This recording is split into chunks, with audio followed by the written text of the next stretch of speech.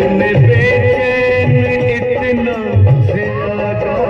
इतना ज्यादा फर फर करता दिलवा धक धक धड़कता बिसवा में तू आजा मुर्गी देख के जवनिया भड़कता अखिया फर फर के याद कर सखिया कुंवारी रहलू अपिया से पहिले हम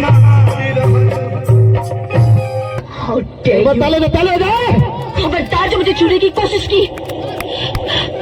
किस हद से तुमने मुझे छुआ? तुम्हारा कोई हक नहीं है मुझ पे।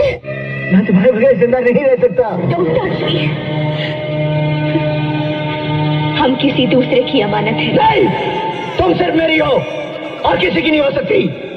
हम दोनों के बीच अगर कोई आया तो समझो वो मर गया। तुम क्या मारोगे मुझे? मैं तुम्हें क्यों मारूंगा? मैं खुद तुम्हारी दुनिया से इतनी दूर चली जाऊंगी, हमेशा हमेशा के लिए। नहीं प्लीज, हमेशा हमेशा के लिए मत जाना। हारते रहोगे, कभी आने वाली नहीं। उस सर पे हाथ धर के रोते रहना जिंदगी भर। मुझसे दूर ना जा।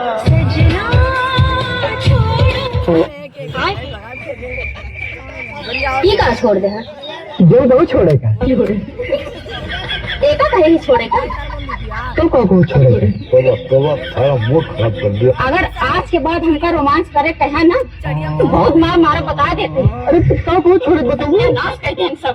बस ये बता देते।